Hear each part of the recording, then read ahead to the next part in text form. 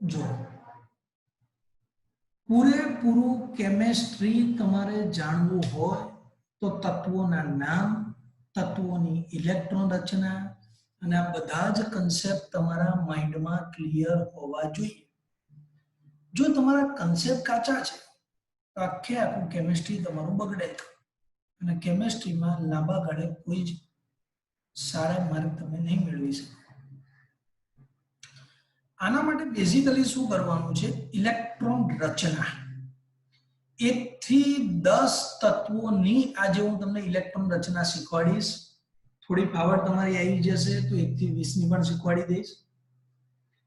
તમને તત્વોની ઇલેક્ટ્રોન રચના આવડે છે તો તમારે બીજી બધી જે વસ્તુઓ છે તેના ગુણધર્મો છે આ બધું જ નક્કી કરવામાં બહુ જ સરળતા રહે છે. જો તમને ઇલેક્ટ્રોન રચના નથી આવડતું તો સમજી લો તમને કશું જ નથી આવડતું. સમજાય છે? એટલે ઇલેક્ટ્રોન રચના શીખવી જરૂરી છે અને આજના લેક્ચરમાં હું એ જ ડિસ્કશન કરવા માંગુ છું, ઇલેક્ટ્રોન રચના. ચલો, બહુ જ નાના ધોરણોની અંદર તમે આટલું તો શીખેલા છો જ.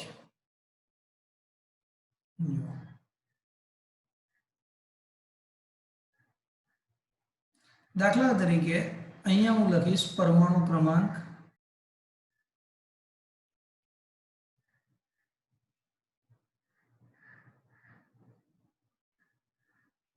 અહીંયા લખીશ તત્વ,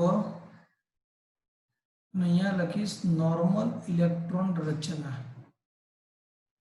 સમજી લો.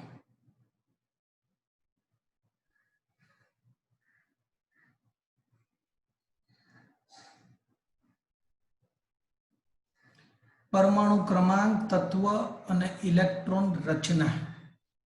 ઓકે. બીજી એક વસ્તુ 11th, આજે કોઈ પણ પ્રકારનું હોમવર્ક હું એપની અંદર નાખવાનો નથી કારણ કે રૂટીનમાં તમારો એક જ લેક્ચર થયેલો છે. એટલે તમારે તમારી જવાબદારીથી એક દાખલો ગણવાનો છે. ઉપરાંત આજે ઇલેક્ટ્રોન રચના છે એ 3 થી 4 વાર લખીને તૈયારી કરવાની છે. એટલે એપમાં કોઈ પણ પ્રકારનું હોમવર્ક નાખવાનું નથી.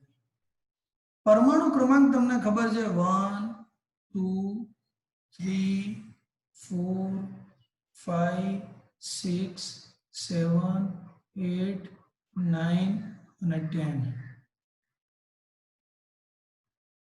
ચલો 10 સુધીના પરમાણુ ક્રમાંક છે એની લાઈનો પણ આપણે ખેંચીશું આ રીતે.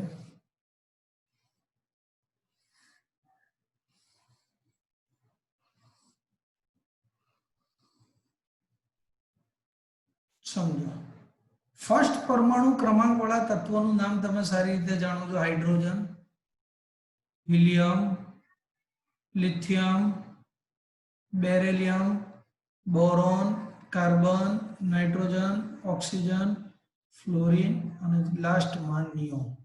Okay. Hydrogen, helium, lithium, beryllium, boron, carbon, nitrogen, oxygen, fluorine, neon. વારંવાર બોલશો એટલે આવડી જશે. તમે એવું ભણેલા છો નાના ધોરણમાં કે કક્ષા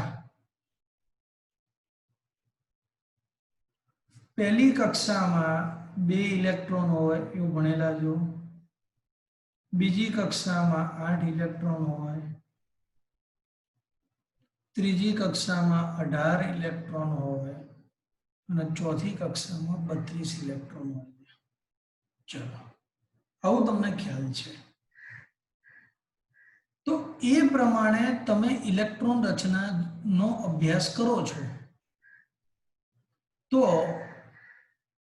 પરમાણુ ક્રમાંક 1 છે એનો અર્થ એની પાસે એક જ ઇલેક્ટ્રોન છે. પરમાણુ ક્રમાંક એટલે પ્રોટોન અથવા ઇલેક્ટ્રોનની સંખ્યા થાય છે. પરમાણુ ક્રમાંક એટલે બીજું કશું જ નથી થતું, કાં તો પ્રોટોન થાય કાં તો ઇલેક્ટ્રોનની સંખ્યા થાય. ચલો, હાઇડ્રોજન, હાઇડ્રોજનની ઇલેક્ટ્રોન રચના શું લખાય? એક જ લખાય કારણ કે કક્ષામાં એક જ ઇલેક્ટ્રોન. હિલિયમ પાસે કેટલા ઇલેક્ટ્રોન છે? 2 છે તો 2 જ લખાય. લિથિયમની ઇલેક્ટ્રોન રચના શું લખાય? તો લિથિયમની ઇલેક્ટ્રોન રચના આ રીતે લખાય, 2 અને 1 લખાય. પહેલી કક્ષામાં 2 અને બીજી કક્ષામાં 1. વેરી ગુડ ઉમંગ. બેરિલિયમની ઇલેક્ટ્રોન રચના આ રીતે લખાય, પ્રથમ કક્ષામાં 2 અને બીજીમાં 2, 2 3 2 4 2 5 2 6 2 7 અને 2 8. તો આ બીજી કક્ષા સમાપ્ત થઈ જાય છે. આ બીજી કક્ષા છે એ સમાપ્ત થઈ જાય છે. તો પ્રથમ કક્ષામાં મેક્સિમમ 2 ઇલેક્ટ્રોન સમાય છે, બીજી કક્ષામાં મેક્સિમમ 8 ઇલેક્ટ્રોન સમાય છે. અને આ રીતની ઇલેક્ટ્રોન રચના 9મા 10મા ધોરણમાં ક્યાંક તમે ભણેલા છો. 2 મિનિટ આને શાંતિથી જુઓ, કંઈ પણ તમને પ્રોબ્લેમ લાગે તો મને ચેટમાં જાણ કરો.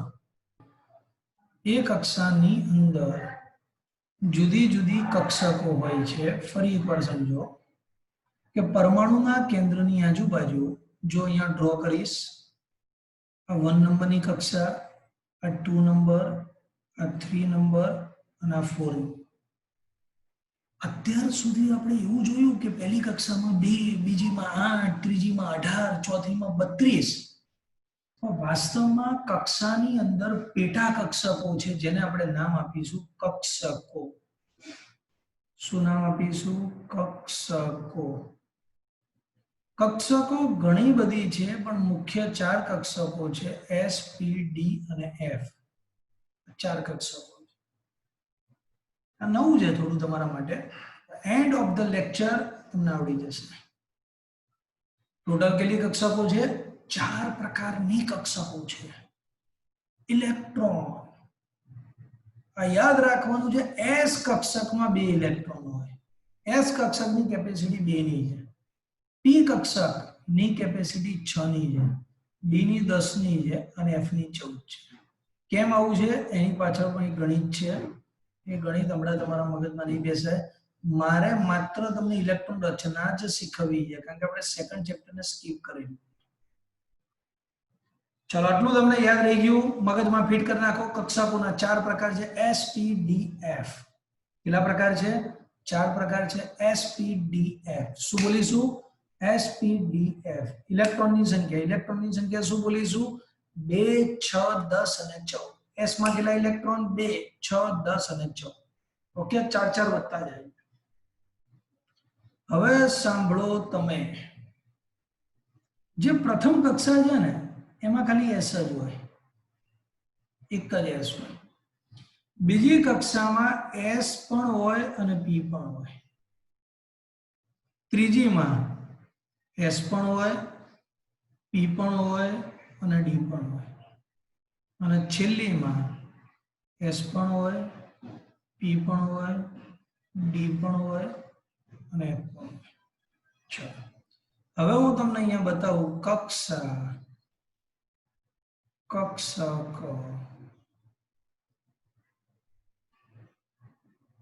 ના, વાસ્તવમાં કેવું છે, કક્ષા એ બહુ મોટો એરિયા છે, એમાં નાનો એરિયા છે જેને આપણે કક્ષક કહીશું. અને અહીંયા આગળ ઇલેક્ટ્રોનની સંખ્યા.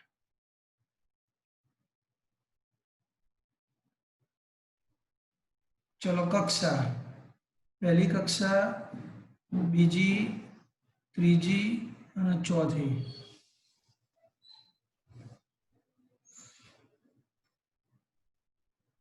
સાંભળો, કક્ષક પહેલી જે કક્ષા છે ને એમાં એક જ કક્ષક હોય. કઈ હોય ખબર? S. જેનો સિમ્બોલ આપણે આપીશું 1s, કારણ કે પહેલીમાં છે. બીજીમાં 2 હોય, S પણ હોય, P પણ હોય, નામ આપીશું 2s અને 2p. ત્રીજીમાં S પણ હોય, P પણ હોય, D પણ હોય, નામ આપીશું 3s, 3p, 3d. ચોથીમાં S પણ હોય, P પણ હોય, D પણ હોય અને F હોય, નામ આપીશું 4s, 4p, 4d અને 4f. ઓકે, યાદ રાખો કે S કક્ષકની કેપેસિટી કેટલી છે? 2 ઇલેક્ટ્રોનની. અહીંયા 2, અહીંયા S ની કેપેસિટી 2, P ની 6, અહીંયા S ની 2, P ની 6 ડી ની 10 એ તો ઉપર લખેલું જ છે 2 6 10 અને 14 તો હવે ટોટલ કેપેસિટી જુઓ તમે 2 તો 2 2 6 8 2 6 8 ને 10 18 અને છેલ્લામાં થશે 32 તો આપણું જે ઓરિજિનલ ગણિત હતું જે તમે જૂનું ગણિત જાણતા હતા એ ગણિત પાછું એનું એ જ આવી ગયું જોઈ લો પ્રથમ કક્ષામાં 2 ઇલેક્ટ્રોન બીજીમાં 8 ત્રીજીમાં 18 અને ચોથીમાં 32 પણ એનો જે ક્રમ છે એનું જે ડિસ્ટ્રીબ્યુશન છે એ અલગ છે કોઈ તમને પૂછે પ્રથમ કક્ષામાં 2 ઇલેક્ટ્રોન કઈ રીતે તો કહેવાનું પ્રથમ કક્ષામાં માત્ર S જ કક્ષક છે અને S માં બીજી કક્ષામાં S અને P બંને છે તો 2 6 8 ત્રીજીમાં S P D 3 છે S ના 2 P ના 6 D ના 10 એટલે 18 અને ચોથી SPD તો ટોટલ 32 ઇલેક્ટ્રોન થશે અને એ જ વસ્તુ અહીંયા પણ તમને બતાવેલી છે જોઈ લો SPDF ઓકે અહીંયા એકલું S હતું અહીંયા તમે જોઈ લો S અને P બંને છે અહીંયા તમે જોશો તો S P અને D ત્રણેય છે અને લાસ્ટમાં તમે જોશો S P D અને F બધી જ વસ્તુઓ આપેલી છે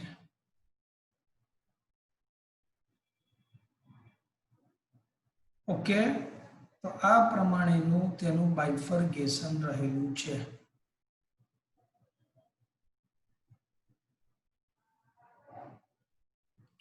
હવે મારી તમને એક જ સલાહ છે ઇલેક્ટ્રોન જે છે એ ઇલેક્ટ્રોન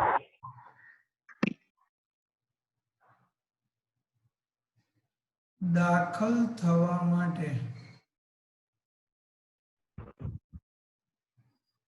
જે કક્ષકોનો ક્રમ છે આ ક્રમ ક્યાંથી આવ્યો એ અત્યારે હું નહીં સમજાવું તમને પણ આ ક્રમ તમારે યાદ રાખવાનો છે સાંભળી લો ઇલેક્ટ્રોન દાખલ થશે તો કઈ કક્ષકમાં અને કઈ રીતે દાખલ થશે એ ક્રમ તમારા મોઢે હોવો જોઈએ ઇલેક્ટ્રોન સૌપ્રથમ 1s કક્ષકમાં દાખલ થશે યાદ રાખો શેમાં દાખલ થશે 1s માં ત્યાર પછી દાખલ થશે 2s માં ત્યાર પછી 2p ત્યાર પછી 3s ત્યાર પછી 3p ત્યાર પછી 4s પછી 3d પછી 4p અને પછી 5s આ ક્રમ ઇલેક્ટ્રોનના દાખલ થવાનો ક્રમ છે હવે આને કઈ રીતે યાદ રાખીએ જો આ રીતે યાદ રાખવાનું પહેલા બોલવાનું 1s શું બોલવાનું 1s પછી આ ભેગું 2s 2p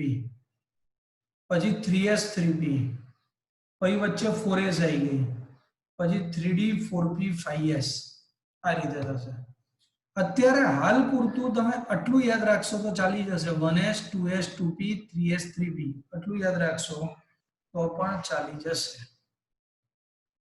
ઓકે હું તમને 5 મિનિટનો સમય આપું છું આટલો ક્રમ તમારે તૈયાર હોવો જોઈએ કઈ રીતે 1s 2s 2p 3s 3p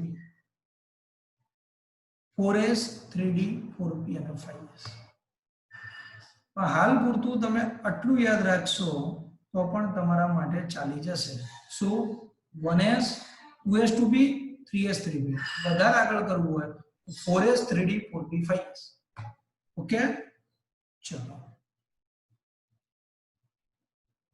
1s પ્રથમ કક્ષક આપણી પાસે 1s છે તમે સ્ક્રીન ઉપર જોઈ શકો છો હાઇડ્રોજન પાસે એક જ ઇલેક્ટ્રોન છે તો હાઇડ્રોજનની ઇલેક્ટ્રોન રચના આ રીતે લખીશું 1s1 શું લખીશું 1s1 એટલે પહેલી કક્ષામાં s કક્ષકમાં એક ઇલેક્ટ્રોન હિલિયમ માટે લખીશું 1s2 લિથિયમ માટે લખીશું 1s3 બેરિલિયમ માટે 1s4 ઘણા આવું કરશે 1s3 1s4 1s પહેલા પછી 2s નો વારો નહીં લાવવાનો લખાય આવું ના લખાય કારણ કે s ની કેપેસિટી તો 2 ની જ છે આપણે ભણી ગયા s ની કેપેસિટી કેટલાની છે માત્ર 2 ની છે તો અહીં 3 ઇલેક્ટ્રોન ભરવા છે કેટલા ભરવા છે 3 ઇલેક્ટ્રોન ભરવા છે તો s માં 2 અને s પછી કોણ આવ્યું 2s આવ્યું 1s પછી કોણ આવ્યું 2s લખીશું 2s1 2 ને 1 3 1s2 2s2 થઈ ગયું પડી ગઈ ખબર ટોટલ 4 ઇલેક્ટ્રોન હવે 5 છે s ની કેપેસિટી તો 2 જ છે s પછી આવશે 1s2 2s2 2p1 2 4 5 અને p ની કેપેસિટી 6 છે એટલે 6 સુધી વાંધો નહીં આવે 1s2 2s2 2p2 2 4 6 1s2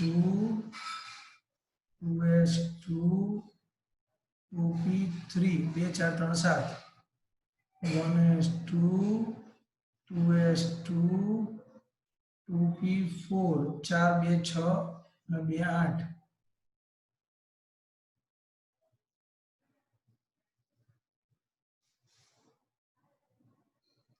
પછી આપણે થોડું ડિસ્કશન કરીએ 1s2 2s2 2p5 અને 1s2 2s2 અને 2p6 એટલે p કમ્પ્લીટ થઈ ગઈ 10 સુધી